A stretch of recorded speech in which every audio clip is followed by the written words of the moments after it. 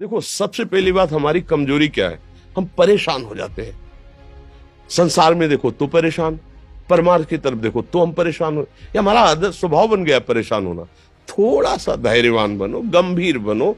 कोई इस भारी से भारी विपत्ति में परेशानी स्वीकार करके विपत्ति से थोड़ी निकला जाता। सुलझो, ठीक है, ये विपत्ति आई, समस्या आई, इसका समाधान होगा। ऐसा थोड़ी कि हमें नष्ट कर देगी। अगर अभी हमारी बड़ी हानि हो जाती है, हम कल इससे बड़ा लाभ प्राप्त कर सकते हैं। हमको एकदम बिल्कुल गंभीर रहना है, इतने कमजोर नहीं बन जाना। अब वो गए तो क्या होगा, अब वो वस्तु गई तो क्या, पद गया तो क्या होगा। प्रयास किया था, ये पद मिला था, इससे बड़ा पद प्राप्त करूंगा, मैं इससे बड़ा महान बनूंगा। ठीक है, एक बार गिर गया, गलती हो गई, दंड भोगूंगा, फिर इससे ज्यादा संयम में रहूंगा। बिल्कुल मतलब एकदम फ्रेश दिमाग रखना चाहिए। और अपने लोग क्या है, जरा सी बात में एकदम पछड़ा कर लेते हैं, एकदम कमजोर हो जाते हैं। ये बिल्कुल ठीक नहीं है। हम जीवन भर की यात्रा की बात कह रहे हैं, भारी से भारी कष्ट में भी मुस्कुराना, तो हमें बल मिला है, हमें भगवान की कृपा का दर्शन हुआ है, हमें उनका दुलार दिखाई दिया है। अगर ऐसे तो भाग जाते, फिर परमार्थ में थोड़ी चलना होता है। आज जो आप सुन करके लाभ लेने की चेष्टा कर रहे हो ना, ये केवल प्रवचन नहीं है, ये जीवन है। अगर ये जिए ना होते ना, तो ये इसका प्रभाव नहीं पड़ता, फिर वाणी का प्रभाव नहीं पड़ता।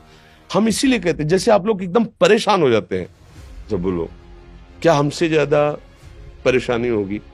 दोनों किडनी खराब, दवाई लाने के लिए पैसे नहीं, पानी रखा है हम उठ के पी नहीं सकते, भीषण शरीर में कष्ट, भीषण बुखार, क्योंकि किडनी फेल, जरा में बुखार, खाने को क्या, रोटी मांग के लाओ। अगर वहां सब्जी मिलती है तो लाल मिर्च ऐसी पड़ के मिलती थी कि वो पा नहीं सकते थे। आप सोचो, पानी लाना है तो मुझे लाना है, पीना है तो मुझे पीना है।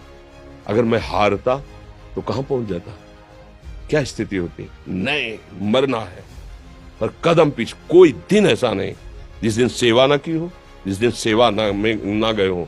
गुरुजी की सेवा में जाना है, पहले अपने को स्वस्थ साबित करना है, नहीं वो सेवा नहीं लेंगे। तुम बीमार हो, तुम कष्ट में, वैसे उनकी दृष्टि परेशान थी, उनकी सेवा की, आके लेट गए। फिर हिम्मत की, अपनी श्री जी की सेवा की, मधुकरी नहीं गए, 3-3 4-4 दिन भोजन नहीं गए, पर सेवा नहीं छोड़ा, दिनचर्या नहीं छोड़ी। और उसका प्रधान कारण संयम, ब्रह्मचर्य, भगवदाश्रय, नाम जप, कभी हारने नहीं दिया। अभी भी थोड़ी देर बाद डायलिसिस शुरू हुआ। हारने, आपको हारे हुए नजर आ रहे हैं? शरीर में पीड़ा है, किडनी फेल है, ऐसा तो हम स्वस्थ बैठे हैं, पीड़ा है, बार बार प्यास लगती है, थोड़ा थोड़ा पानी मिलता है, लेकिन हम आनंदित हैं, हम प्रसन्न हैं। हम लड़ाई में हारे नहीं हैं, ना हारेंगे, हम जीत चुके हैं। हम अपने मालिक के भरोसे में अपना संवाद, तो वो ये हम अपनी बड़ाई नहीं बता रहे, हम आपको बता रहे समस्या। सोचो, तुम्हारे पास तो माँ है, भाई है, बहन है, परिवार है, कोई न कोई तो है ना। मेरा किसी ने कभी जीवन में ध्यान भी नहीं दिया। क्यों? बचपन से बाबा जी बन गए, किसी से प्यार नहीं, किसी से संबंध नहीं, कोई जानकारी नहीं, हम कहाँ हैं, वो कहाँ, किसी से कोई मतलब नहीं। अच्छा, जवान साधु कौन श्रद्धा करे? कभी गांव जाने की हिम्मत नहीं पड़ती कि रोटी मांग ले, पता नहीं लोग क्या सोचेंगे, क्या भावना कर ले। हम दरवाजे पे खड़े हैं, क्या कैसी भाव, जो हमारे सामने आकाश वृत्ति से आया यौवन अवस्था में, वही पाया, अन्यथा भूखे रह गए।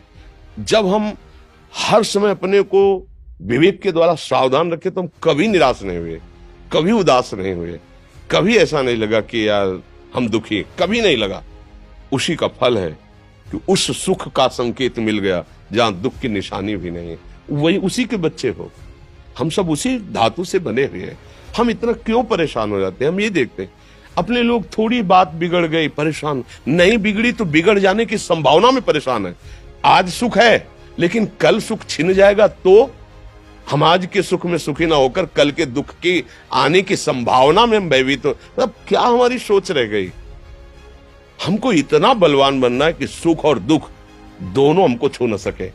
भारी से भारी सुख की व्यवस्था है तो अहंकार नहीं, हर्षित होकर किसी का अपमान न करे कि हम धनी, हम पदाधिकारी, अमुक। भारी से भारी दुख आया तो हमें किसी के सहयोग की जरूरत नहीं, हम फिर अपने कदम बढ़ाएंगे, हम फिर जुड़ी हुई अपनी भावनाओं को सजाएंगे। मस्त जीवन, एकदम तुम अविनाशी के बच्चे हो। शेर का बच्चा भेड़ों के बीच में फंसकर म्यों म्यों बोल रहा है, बस अगर दहाड़ना सीख जाए तो कोई भी उसे परास्त नहीं कर सकता। ऐसे भगवद अंश, तू प्रपंच में फंसकर अपने को इतना दीन क्यों देख रहा है? तू ऐसा है कि भगवान के दिव्यास्त्र में भी ताकत नहीं तेरे को मार सके। तू अविनाशी का अविनाशी बच्चा है।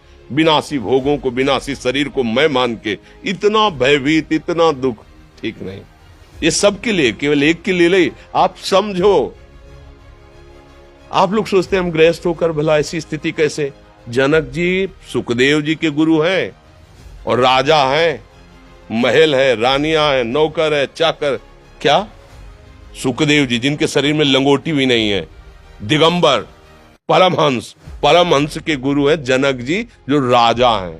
समझो आप ऐसा ना सोचे कि हम नौकरी कर रहे हैं, हम संसार में, हम गृहस्थ हैं, हम आध्यात्मिक की ऊंचाई पर नहीं चढ़ सकते। नहीं, आप एक सरकारी नौकरी या आप किसानी या व्यापार करते हुए आप एक अध्यात्म की ऊंचाई में चढ़ सकते हैं। और अध्यात्म ही है जो तुम्हें इस माया के दुख सुख से ऊपर उठा सकता है। दूसरा, चाहे जितनी संपत्ति आ जाए, आप सुखी नहीं हो सकते। सब देख लो, आंख खोल के देख लो।